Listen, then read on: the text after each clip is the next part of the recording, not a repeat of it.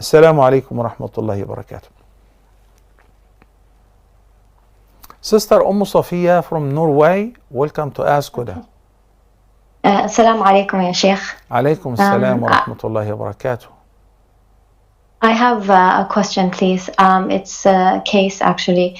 I have been working with a Muslim sister, and I got to know her mother also. So I'm in contact with both her and her mother. The Muslim sister, she lives in another city than her mother, and she told me that since high school, she has taken off her hijab, but her mother doesn't know. So when she goes home, she puts on the hijab. I advised her to, inshallah, put it on, but I did not say anything to her mother.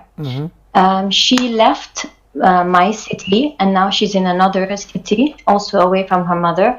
And I have found out that she has a Norwegian boyfriend, unfortunately.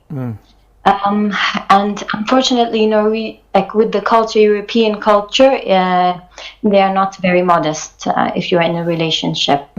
My question is, as a Muslimah, I know we are supposed to cover other people's sins, but do I have a responsibility to tell her or her mother?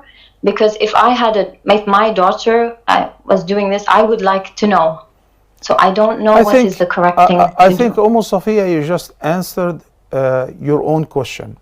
As a mother, you would like to know and be aware of what your own children are doing.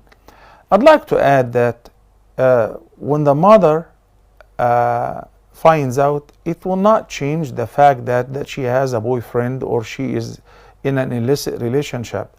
Because nowadays, since she is grown up, she is responsible for herself, but at least notifying the family in order to do their best to give them the nasiha and the advice.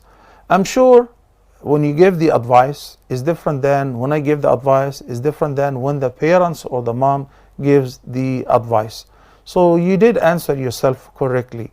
And if I were you, I would still continue to host her and give her the nasiha and advise her, especially with the illicit relationship, because there is no joke in this regard.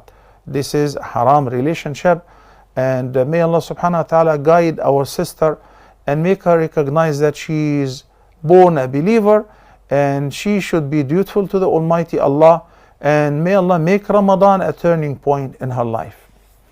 Thank you, Sophia from Norway.